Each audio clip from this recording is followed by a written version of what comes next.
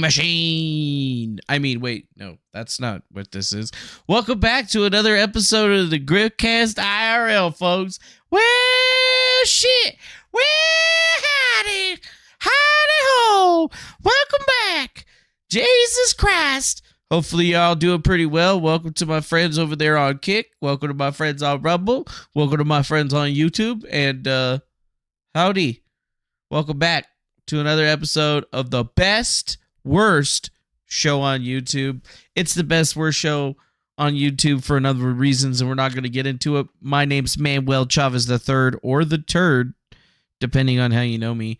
And oh boy, man, sad day. Maybe it's just been a sad weekend. I don't really know. All I really do know is that I'm here to do a show, and as always, if you want to support the show and all the culture that we're changing and stuff like that, head on over to griftcast.com. That's going to take you to our link tree with all the great links that you could do to follow us on the social medias and buy stuff from us and like support us and like send us the monies or like the PayPals or the Venmos or the Cash Apps or even just straight up donations. It's all good. It's all there, man. You can click on it any single time. Nice to have you here with us, but damn, what's going on today? I mean, the news is pretty sad, to be honest. I mean, we got stuff happening with the submarine. We got to talk about the morality of the choices that we place, or sorry, the morality of the places that we decide to stream, and if we are amoral or immoral or amoral, whatever. That's a real word. Anyways. And then there's things with that guy that's allegedly the president. He may or may not have been almost impeached or is impeached or getting close to being impeached, and also acting like a dumbass over in India. A lot of people have been talking about the Schumann resonance in our Discord, so might have to discuss that just a little bit. We will pull that up. There's always going to be feds in the world. Something about Hunter Biden. Some updates on the Matt Couch situation and shit. I mean, just a whole lot of stuff for us to like go through and talk about and do. Dudes that are like lighting places on fire and shit. But I mean, I guess the big news for today that I've seen is number one, we apparently have been having an issue with this submarine that decidedly apparently imploded a few days ago, but there's been a gigantic search and all this other crap happening that apparently was unnecessary, even though it's still necessary. So kind of sad, but it has been reported in a myriad of different places, including Twitter, not just Twitter, but a whole bunch of other places, including that.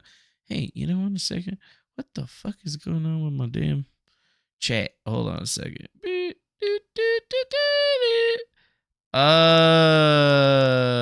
I see. Okay. I screwed it up. That's what I did. Sorry, I'm just fixing the chat. This is a live show, so you know, just deal with it. Yeah. Oh, yeah, you're stopped, Christina? That's good. Well, it's nice of you to join us there, girl. Don't text and drive. Don't text and pilot submarines, apparently. Woo! Top secret U.S. Navy detection system that uses acoustics first picked up the Titan submersible implosion just hours after the sub began its mission on Sunday. Officials told the Wall Street Journal. It almost immediately after the sub lost communication with its mothership, the Navy began listening in. Shortly thereafter, the U.S. system detected what it suspected was the sound of an implosion near the debris site, which was discovered on Thursday. Ooh. Yep. The Kraken got him. That's right. The Kraken got him. I mean, that's what I'm going to say. If anybody asks me what happened to those guys, it'd be like, the same Kraken that got the Titanic got these motherfuckers. Although that wasn't even like, that was just like a little tiny snack, if you ask me. That's why I say the ocean's dangerous as fuck. Would you catch my ass in a fucking metal tube that far down in the bottom of the ocean? Hells to the nah, dog. Shit, man. I saw that Stargate episode or whatever, and it's just not cool, man. But why did they let us kind of go along? I mean, they found the debris wreck, and then they utilized the acoustic microphone situation that the United States government covertly placed all over the ocean, meaning that there's microphones all over the place in the ocean, and they can track things in the ocean through sound and acoustics. And they can tell the difference between gunshots and explosions and people talking and all that stuff. So, woo! Yeah, but it's super top secret, though. It's a top secret system. Right. Not so top secret anymore, I guess. But that is what seems to have happened. The thing just decidedly went done. Some people are calling it a rerun, but it says 5 people missing on the submersible. Hamish Harding, businessman, pilot, space tourist, Pakistani businessman, and his university-age son who didn't want to go on the travel but went anyway because he ain't a little bitch. Now he's a fucking grease spot. So, at least you'll be remembered, Mr. Dagwood. Whatever. Now, what does it say? The last time there was a major new currency introduced into humanity was 1913, just after the Titanic was sunk, killing all the major opposition for the new Federal Reserve banknote. So now we have a major currency crisis, just as the BRIC nations are going to announce a gold-denominated currency. Now a Pakistani billionaire involved with that new currency is now dead. Dun, dun, dun. Dude, this like Titanic conspiracy with new Titanic conspiracy with a side of bricks and a little bit of gold back currency shit, man. I like it. This is a good like conspiracy conundrum, Cliff High. I dig it though. I see what you're saying. But it does seem like this guy named Daniel Feldman, who is a security engineering individual, has kind of narrowed in why this probably happened, and it's mostly probably going to have to do with the carbon fiber hull that was being utilized by the submersible. That's right. If you probably didn't know, but I will tell you now, is that carbon fiber, while very tensilely strong, is prone to randomly shattering. Yes. And it's still not quite understood why it would shatter, even though sometimes it'll shatter when it's under maximum load and over it. Sometimes it'll shatter when it's at a lower load. Some people believe that there is some kind of acoustic frequency situation that is associated with it, meaning that sound waves and other types of waves could possibly affect the structure of it. Not quite sure, but they used it for the Titan, and it seems to start with another guy named Steve Fawcett, who is an adventurer. He made a balloon flight around the entire world, did the world fastest sailing trip around the world. He's got records in skiing, mountain climbing, Le Mans, and even the Iditarod. This dude, Steve Fawcett, just straight up badass. God rest his soul, did all kinds of crazy ass shit, had the money to do all of it, and honestly just wanted to be he was that guy that was like, yeah, I did that shit. I'm the fastest man that climbed Mount Everest and the fastest man that drove in Le Mans. Suck a pee-pee. That's who that guy was. He's no longer with us, though, but he was funded by somebody that I know, Mr. Richard Branson, who's obviously associated with Virgin Galactic and Virgin Aerospace. And, well, the Virgin products just haven't been doing very well, have they? No. And I don't know. Maybe it's because somebody's got an interesting addiction to underage people, but I don't really know. Can't really talk about that. I already talked about it enough.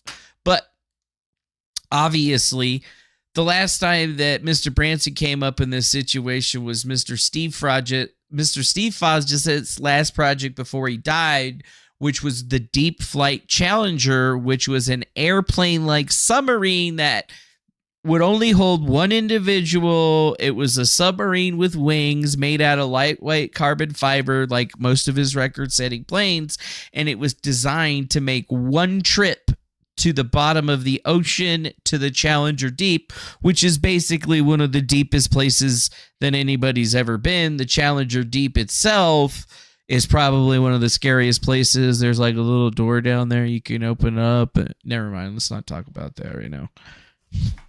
But seriously, there's a door down there. Don't open it. I shut it for a reason. So this aviator made an airplane-like submarine that was very lightweight that allowed it to achieve neutral buoyancy without layers of bulky foam that allowed it to actually fly underwater.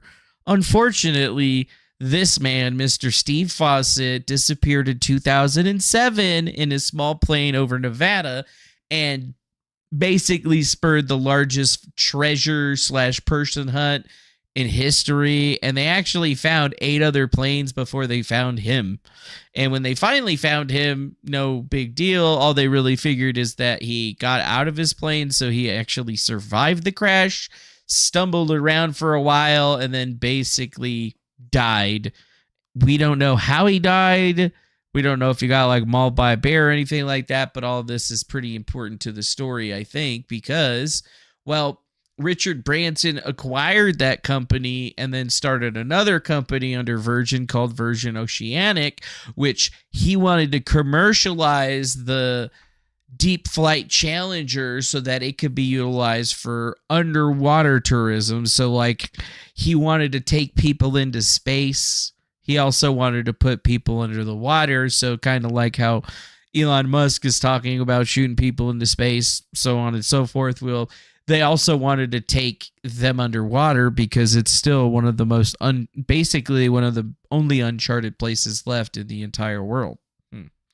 But unbeknownst to most people is that the Deep Flight Challenger was made for only one trip because the thing's only going to basically be able to survive going down to that pressure, coming back up. Basically one time. Sure, maybe it would be able to do it again, but repeated pressurization and depressurization would destabilize the material in the cockpit. So even the guy that basically did it from the very beginning was like, yo, yeah. It's only safe, in my opinion, for one trip. You could do it again. You're just going to have to make another one. And it's going to be a one and done type deal. So they shelved it, basically. They put it on the back burner. They stopped it. Richard Branson stopped. And that's around the same time that Stockton Rush, the guy that died piloting this thing, started his second submarine called the Cyclops II, which he was utilizing all of the same thing. And then he even talks about how they actually designed it utilizing carbon fiber. Go ahead and build and design it. And he was given 6 weeks to do so. But they basically built a sub out of carbon fiber, and that's how they were going to do the future of it. And it seems that they actually did kind of know a little bit about this because it talks about it. The Titan's carbon fiber hull means it can accommodate up to 5 crew members while being lighter than any other deep diving submersible, and smaller and lighter sub allows the Ocean Gate to use a smaller topside support vessel and means the submersible, its platform and support systems can be transported anywhere. So, just to put it out there is that they actually had a system on there that was an acoustic real-time monitoring system, systems and methods for curing, testing, validating, rating, and monitoring the integrity of composite structures. By the way, a composite structure is carbon fiber, or carbon fiber is a composite structure. If you didn't know, now you know. Because, you know, they got to layer it, some composite of multiple different people. There's carbon. Never mind. Anyways, it doesn't matter.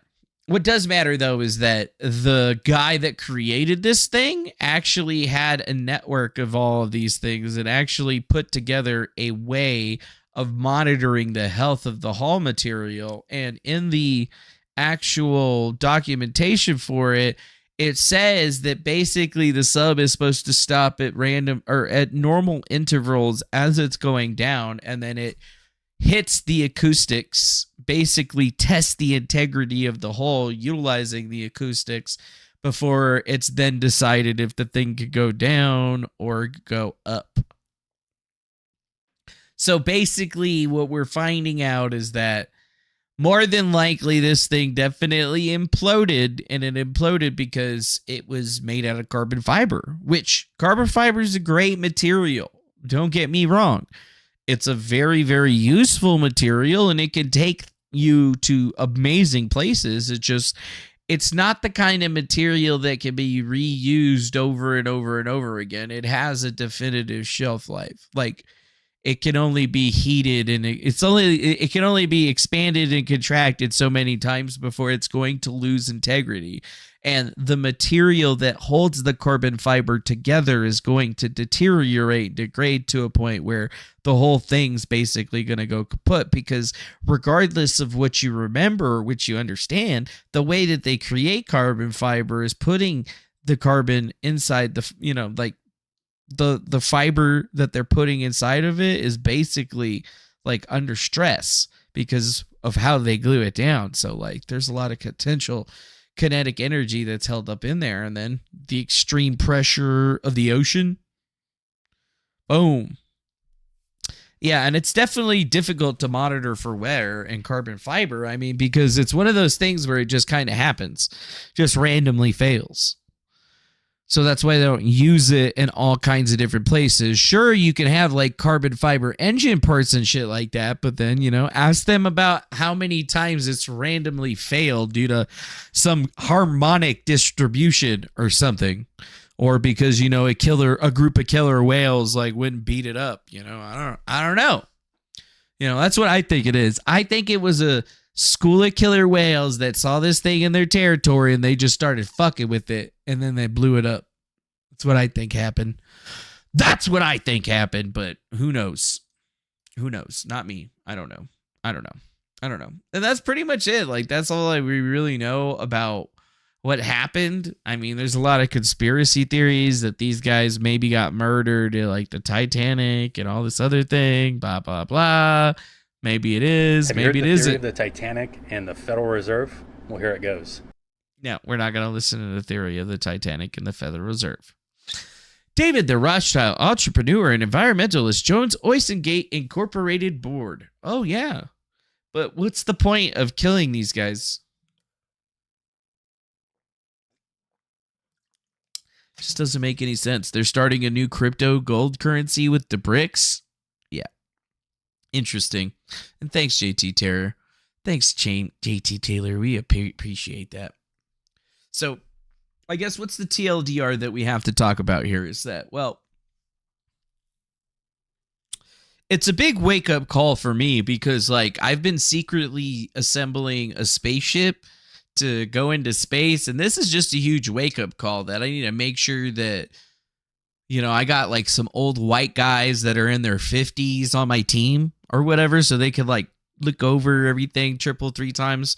So, like, they can tell me that this is fucking crazy or something like that. You shouldn't do it, but I'm still gonna do it. Magnetic levitation. It's the wave of the future. Many, many nights you thought I was playing Rust. That's what you thought. But in actuality, I've been assembling a spaceship that runs on magnetic levitation. The biggest issue, though, has been coming up with a way of generating enough electricity to keep it going without utilizing something that would be in the nuclear or fission range of things. I guess that's probably the easiest way of putting it. So, I mean, we're pretty much there. We just need to be able to make enough juice without using something that's going to get us thrown into prison. So, yeah, we'll have to figure that one out. But seriously, though, I'm not going to get in that thing. That's a drone, dog. It's a drone. It's a camera. See, like, I don't understand, like, this whole OceanGate thing. Like, dude, if you can make a carbon fiber sub that could get down there, why the fuck would you put a person in there? Like, you can't get them. Like, my first thought would have been like, hey, okay, so let's make subs that could go down this far and investigate it. So I would have made like 2 of them, probably, like 2 ROVs, that don't have a person inside of them that go down there. So when I launched my third one, the one that, it's got the people in it or whatever, I would have 2, not 1, 2 that I could use to go save them in some kind of way. You know what I'm saying? Doesn't seem smart. Like, I want to go to space as much as the next guy, but I'm going to probably send up a drone first. Seems like a safer idea. I don't know about you. Seems like way easier. Seems like I don't got to worry about kinetics and energy and like G-forces and shit like that with the drone. I could just whip ass around and shit. You know what I'm saying? Like in a video game. Which means that it'll be easy as fuck. You know what I'm saying? Dude, Jose Cabral says that he's Aquaman. Well, what the fuck, Aquaman? Why don't you go help them out, dog? You could have saved them. Well, no, you probably could have saved them, actually. No. I mean, not even if you had, like, nitrogen mixed gas. You'd have to, like, have been able to, like, generate a bubble of air around them that somehow could equalize the pressure of the water around it. Yeah. I don't know. You can only talk to fish. Well, that's fucking useless. Who wants to talk to fish? Actually, do fish have anything interesting to say? They've probably seen some shit. I don't know. All I do know is that it's really sad. And there's going to be an opening now for people that want to pilot super deep subs down to the Titanic. So if you're into that sort of thing and you're kind of like a go-getter, you're into, adrenaline or whatever, it might be something that you want to look into. I mean, the last guy died and so did his crew, but seriously, talk about being a pioneer. Yeah. Talk about being a pioneer.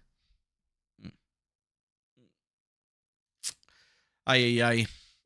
Now, I guess to get into the next thing and making this girl relevant, but a lot of people are talking right now, guys, about the different streaming platforms.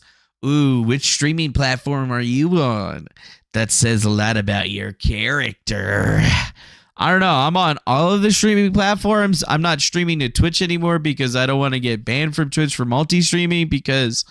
like, I actually use Twitch sometimes to, like, watch other people or whatever. So, like, I don't want to lose that account. But, like, it already got, like, when it got suspended, all of my subscriptions already got canceled. So, it's all right. It's all right. But I keep seeing very, very big Twitch creators getting really angry about people moving over to Kick or moving to Rumble.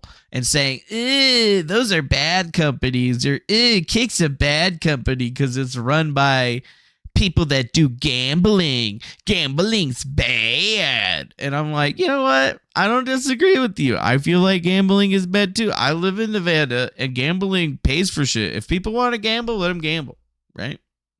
As long as it's paying for shit around and keeping, the crime down.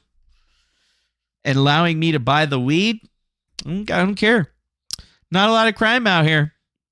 And the crime that does happen, sheriffs take care of it. I mean, I don't know how it is in Reno or whatever, but it ain't like Reno 911 up there. I'll tell you that right now. That was good. Those fuckers seem like woo. But it's just making me laugh because YouTube's having a problem keeping a lot of its big streamers happy, even though they keep introducing a lot more interesting things. Yet Kick seems to be making some pretty big headway because they just signed somebody to $100 million contract, and then he started watching the Batman, and then they had to be like, yo, bro, you can't just sit here and watch Batman. That's not, no, you can't do that.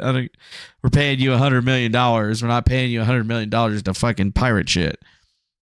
And it's just funny to me that these other so-called streamers, well, like, I'm just going to play this clip from Pokimane because she seems to be one of those super popular streamers that I don't understand why she's popular. She's not particularly beautiful. She's not particularly talented in any way, shape, or form about anything. And her setup ain't even that great. So it's like, what's your deal, girl? Like, why do people watch this shit? But listen to this take. Nope. Would you change to Kick for a $10 million plus? It's just because I'm good as I am. Why would I compromise my morals and ethics for more money when I have money? Something about that is so cringe. So the premise here is that somebody said, hey, would you take 10 million? And that's like, first, gotta be a slap in the face to a streamer like Pokimane, because she obviously thinks that if this other motherfucker got $100 million, I'm a $200 million girl. If you're going to want me to compromise my ethics and morals for gambling, I need $2 million. That's, 10 million, dude. Like, first off, dude in the chat, $10 million. That's not even close to what this other fucker got. That's what I thought. To me personally, like, I understand, if you need to make money. You need to make money. Right? Wait a minute. If you need to make money, that is the only reason that anyone ever gets into streaming. Don't let them lie to you and say, oh, I didn't get into streaming because I didn't make money. That's not why I'm in the streets. Shut up. Like, come on. The whole point we got into streaming was so we could show people that, everyone else is going to make money except for us. And it's just going to be because I had the worst luck imaginable or whatever. I don't know what it is. Universe maybe just hates me. I don't know. Maybe it's on like super hard mode for me or whatever. And it's a cosmic joke. I don't know. But must work for Blackcock. I think you meant to say, you did mean to say BlackRock. That's funny. So I think that there's probably a lot to be said here, is that watching these big streamers get really pissed about how somebody else is getting millions, like XQC is getting 100 million, right? But nobody understands why. I don't even think XQC understands why, but you know what? It's where we live now. And now we're looking at the Twitch greats, and like, obviously Pokimane is one of their number one streamers, right? I mean, obviously she's no fucking Amaranth, who is both super hot and obviously a genius business person. For me to do cringe shit when I can't. That's cringe. So I have money. I don't need to go to another platform to get more money to do cringe shit. Like, what cringe shit is XQC? He is doing the exact same thing that he was doing over on Twitch. Literally almost no difference, I don't think. Like, ew. Can someone put this into words better than I can? It's almost embarrassing. It's embarrassing. It's embarrassing. My morals are too high. I'm not going to take $100 million from stake.com. Suck it. Yeah. I mean, this is like the dumbest business move that she could possibly make, but it's at least showing us that she's got a number, right? She's got a number. Is it 100 million? Is it 200 million? I mean, she obviously is so full of herself that she wants at least 200 million. That's what I see from her. And I don't understand why she would ever be worth that kind of money. But then again, nobody understood why Ninja was worth that kind of money. So it like nothing matters anymore. Like everything is just made up at this particular juncture. I feel like that's what I feel like. Oh, hello, Intagia. And hello to Arctic Archive. 2 new people on the Rumble chat. I haven't even seen anybody over there. Yeah, JR Riggs, I believe she is bluffing 100%. Like, if they offered her a fatty contract, she would jump ship. If YouTube tried to give her a contract to be exclusive, she would jump ship. The reason she's not getting any of that shit is because she's not that great. Nothing that she does is something that anybody else can't already do. And it's not like there isn't already anybody out there that's hotter. So I just feel like there's a lot of streamers that are talking a lot of shit about Kick. And it's growing, right? It's not like we were seeing with D-Live and some of these other places. Like, it's literally keeping its numbers. I mean, look at XQC's up there. Obviously, they still got Aiden Roz. The numbers don't lie. Just chatting, 71,000, 43,000. And sure, maybe there's streams on Twitch that have that many people watching or whatever. But at the end of the day, it seems like the numbers are actually staying pretty consistent. And for a platform that's paying 95% to the streamer, if you're actually trying to support somebody, it's a no-brainer to support them here, right?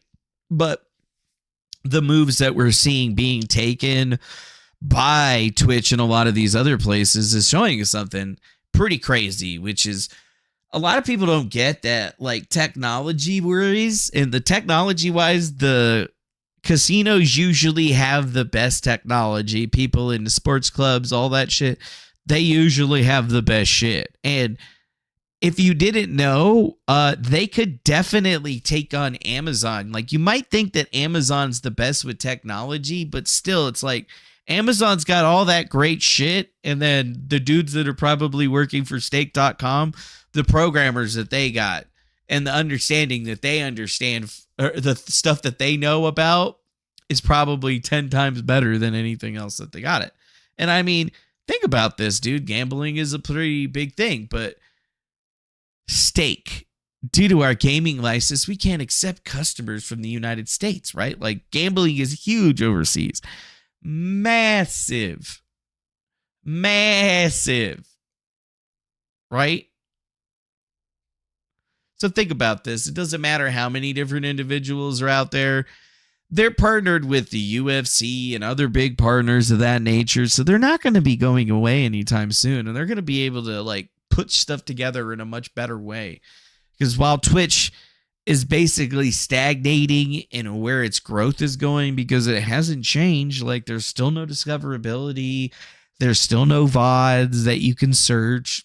Whole 9 yards. You got to think about this, is that there's just not a whole lot that's happening on those platforms. And then Rumble is on the other side, which it's not technically a gaming platform, but they're really starting to actually seemingly push that on the main page, at least a lot more, with a lot more categories, a lot more people playing games, and they're getting a lot of viewership. So I feel like it's time for those YouTube people to start moving over to other platforms. If you haven't seen us get censored enough, I don't know what the hell you're waiting for. It was really just all I got to say is just like, I don't get it, dude.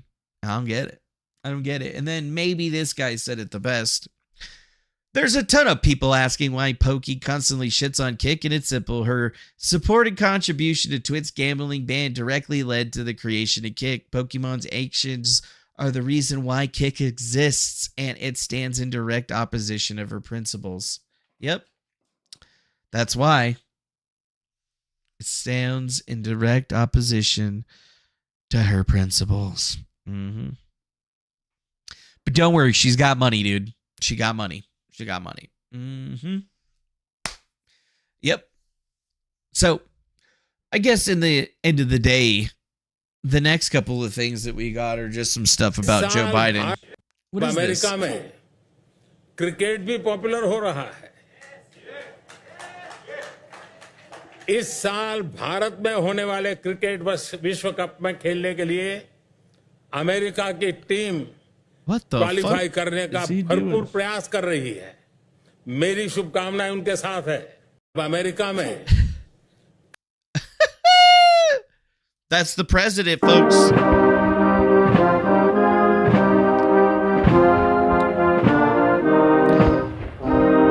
Why does he have his hand over his heart? Let's try that. Let's try that one.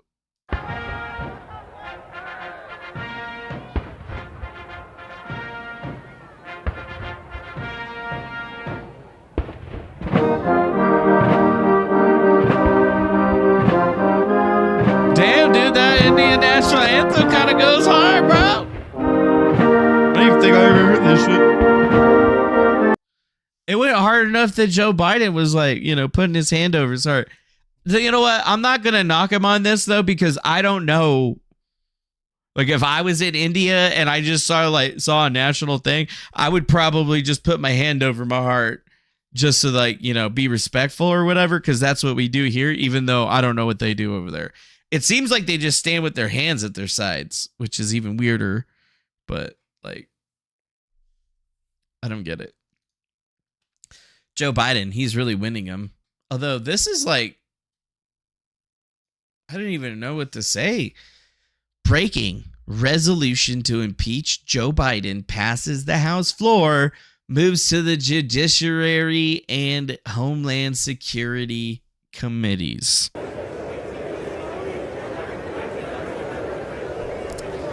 Wow, we're getting closer, folks. We might actually impeach the On this vote, motherfucker. the yeas are 219, the nays are 208. The resolution is adopted. Without objection, the motion reconsidered is laid on the table. Uh-oh. Wait a minute. So does that mean that we might actually have another impeachment? We got a lot of it. That's like the third impeachment that's going to be coming down the pipeline. Swear to God, dude. Swear to God, dude. Impeach and remove. What does that say? After seeing what he did to America in 2 years, I'd like to thank Biden for doing nothing in 48 years. Oh, yeah. Doing nothing but making shit worse for everyone out there. So, yeah, things are going great for Biden. I don't understand why this hasn't been done sooner, but damn, dude, if it actually passes the Judiciary and the Homeland Security committees, folks, well, then that means that, well, we're going to get ourselves a nice little impeachment coming on forward for us, which is really nice. What's that? Weird. Is that weird? Is that weird? I think it might be weird. Ask him why he's having a fundraiser tomorrow at the D.C. office for the Dominion Lawyers with Mark Lampkin, a big pharma lobbyist for childhood gender transitioning and puberty blockers. Why does Ron DeSantis support election fraud and child abuse? What the fuck, dude? Interesting. Whatever. Yo, what's this all about? So, I don't know. Everybody keeps telling me about the Schumann resonance and how the Schumann resonance keeps going off or something like that. There was some weird shit going on with it. It's making some weird wavy lines and shit that honestly look a lot like the traffic that would be seen from an Ethernet or gigabit Ethernet cable if you were to visualize it through an oscilloscope. But yeah, that seems to be what the Schumann resonance amplitude frequency is. Almost like there's something weird happening to the planet. Maybe Greta Thunberg was right and the world's about to explode. I don't really know. What I do know is that this is what it supposedly sounds like. It's the sound of the, I believe, atmosphere of the Earth. That's what it is.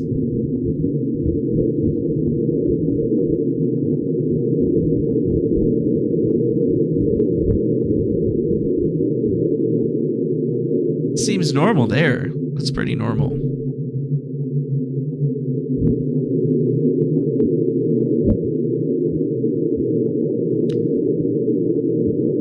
That's pretty normal. Here's where it gets weird.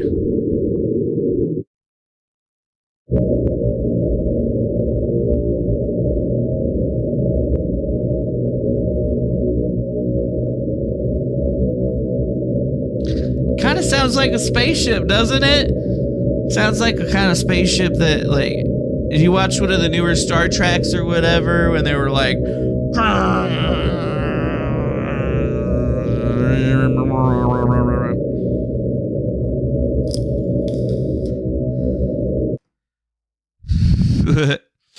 That's funny. Unplugged, then plugged into an MP3 player. Mm-hmm. And space is not silent. There's actually news. Or there's actually there's sound in space. You just can't hear it because the sound doesn't have a medium to travel upon. But if you were to like go out there and like blow out a bunch of air or whatever and give it a medium, you might be able to hear it. It's called relativity. The image on the right is the alleged angelic divine blueprint, and the left is the Schumann resonance. Thoughts? Explanations? I don't know. Maybe it was just like a spaceship. The Schumann resonance loaded up on my screen. Now check this out. This is a once-in-a-lifetime refresh. Here I go. I'm going to refresh it, and let's see what happens. Refresh. And it doesn't exist anymore. I did that for you guys. It doesn't Basically, exist anymore. It didn't happen. And we're still in a complete whiteout. But in the last... We're in a whiteout, you guys. Shit's going crazy.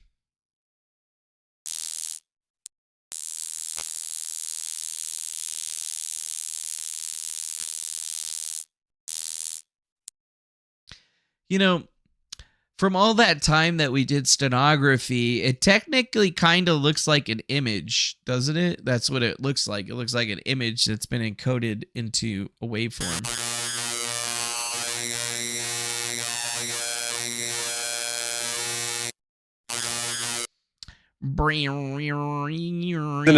Oh my days, look at what this did over the weekend, and apparently it's still going now if you check the charts. And this is the low vibrational EMF reading of the Earth, and this is a representation of the Earth's frequency. It's never done this before.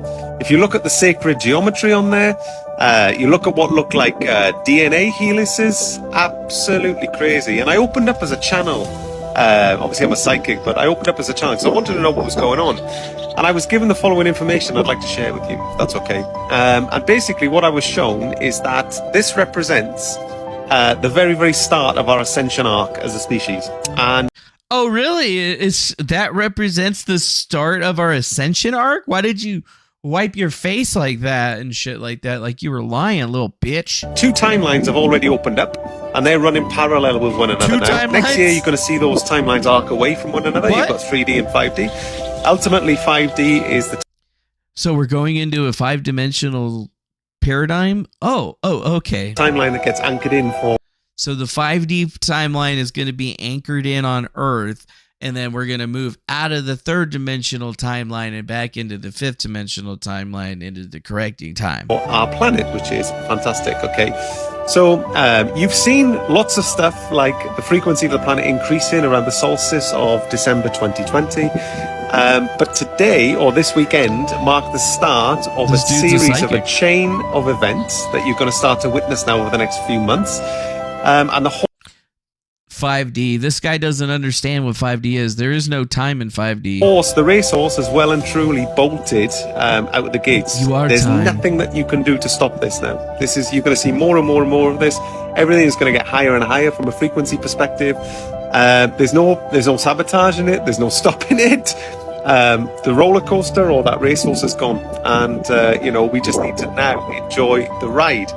But what you're going to also see is that for want of a better word, your frequency is, even if you're awake and aware and you're operating with 5D consciousness, your frequency is going to be dragged up over the next few months. There's nothing that you're going to be able to do about it. All the stuff which is low vibrational or... Oh yeah, you're going to get dragged up. Not of the light is going to be purged from your life. So this could be pain, it could be trauma, it could be situations, it could be people, it could be location. This sounds a shitload like that 11/11 shit. It doesn't matter. Anything which isn't of the highest in your life is going to be purged over the next few months. Anything that's not a part so we of see the start of it through this weekend. That is crazy, and that's never happened in our lifetime. Unprecedented. Let me know in the comments your experiences. Can you feel the energies at the minute? Off the charts. With the love or above. Yeah. So the Schumann... This guy just woo-wooed the fuck out of us right there. But you know what? I'm going to take his woo and I'm going to woo harder. What does this one say? I'm not going to read this. But yeah, this sounds exactly like these right here. It sounds like Eratna. It sounds like the 1111. Experience a sense of unity with the Creator. Today, we would like for you to experience a sense of shared unity with the Creator, Father. How can such imperfect beings, such as humans, have a unifying experience with a perfect Creator? You can experience unity in many forms, and because you're human and imperfect, you will share in that part of unity that you understand. What exactly is unity? It is a culmination or the bringing together of a total attitude, desire, aspiration, and hope for a final destiny of a child to be like the Creator, to actually feel a part of the whole of creation and acknowledge your co-creatorship as a participant in bringing all things to completion in the relative perfection. Excuse me. Just a second. Whoa! Where the fuck is it? Where the fuck is it?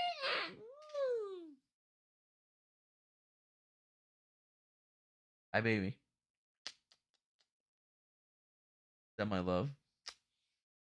Is that my love? Is that my love? She's like, Daddy, I'm hungry. Did you just ascend, Lunchy? Did you wanted to be up here while I was talking from the heart about experiences of unity? My mama?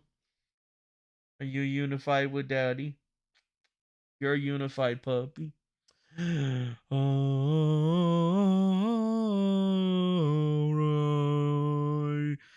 Tethered. Amen.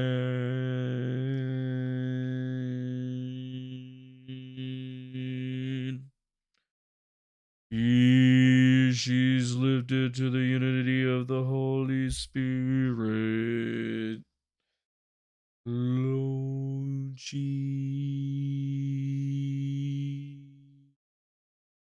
What do you want? Yeah, I was over here reading something. How can you begin to approach this place or attitude of unity? You start by stilling your mind and then expressing your gratitude for life and prayerful worship, acknowledging the priceless gift of eternal life and your sovereignty as a free will creature. Recognize your tremendous love the Creator Father has poured out on you by giving you a personality and identity to experience the journey and astonishing path to perfection. All truth, beauty, and goodness that shall be your experience. Be thankful for the Father's bestowal of the thought adjuster, your pilot and guide through your sublime journey home to paradise, where you shall stand in the finality of perfection and truly know what the unity of the Creator Father is in near totality. It is in this process of emotional expression of gratitude for these things hoped for that you will begin to feel this unity of consciousness. You take on the attitude of all spirit, to be self-forgetful and only see the divine pattern of participating in the movement to bring all things to perfection and completion. You feel the mercy of the Creator Son to understand your fellows and to have tolerance for their imperfections and errors, and know that they will one day grow to the point of having this sense of unity with the Creator. Open your mind to all possibilities, my friends, and imagine the glory of things to come. Imagine your future estate. What it will be like to wake up in the resurrection halls of Manasonia, to have an incorruptible body, to explore the universes, and to learn and grow to possess an intellect that is inconceivable to your now finite understanding. Imagine what astonishment awaits you on the capital worlds of Salvington and the super universes of time. What experiences will you have as you visit 1 billion perfect worlds of Havonia? What will it be like to wake up after a long sleep as you step on the shores of paradise where the Creator is resident, and you share your experience, the ecstatic state of unity with the God and all of the creatures there who share in your excitement for having attained perfection? Try to imagine the unimaginable. Forget about your present circumstances and place yourself in the glorious future state. Use your creative imagination to see the glory in your mind's eye. Now feel that sense of unity with all life in the universe. Move in that direction. You are wading through the river of life, my friends, and you are flowing with that current that will bring you to a place you have imagined and dreamt about. All love, truth, beauty, and goodness is yours to experience, and every other spirit and personality is having the same dream and desire to move things to perfection and completion. We are all one. We are all unified in this sense of accomplishment and being. This is the sense of unity. Circle our peace to you. Circle of 7. What does that mean? Unity. As I sit in the unity of the Holy Spirit. Amen. Isn't that the same thing? That's like kind of like what Christianity is trying to talk about. And I feel like maybe that's where we're sitting. Maybe the choice between the red or the blue pill is just the simple choice between unity and not. Right? There's people that want to be one with the universe and one with all the life and everything that is holy. But to truly be able to connect to all of those things, you have to be much greater than what you are right now.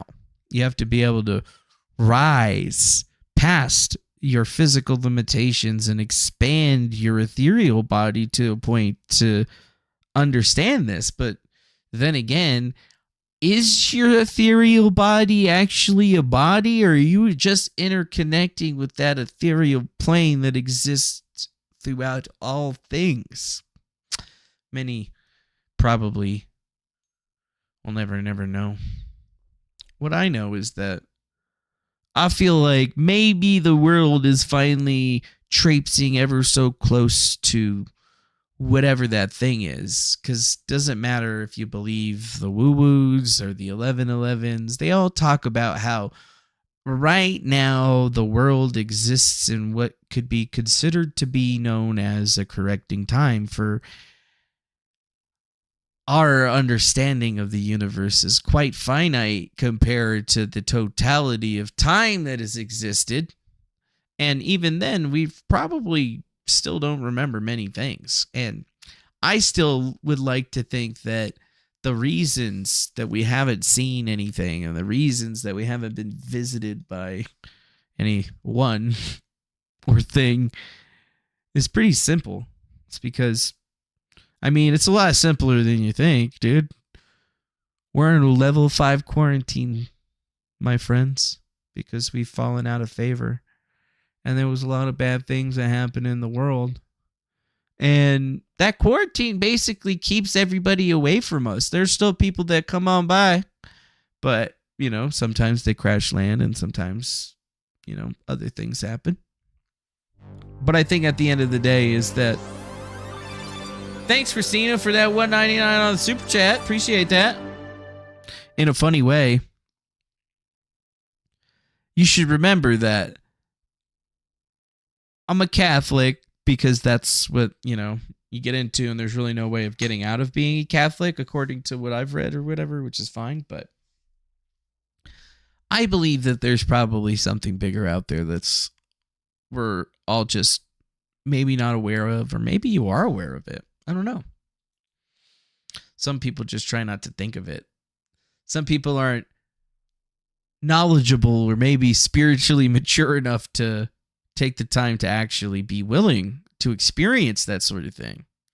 Some of us think that you must do things in time all the time, right? In order to master the self.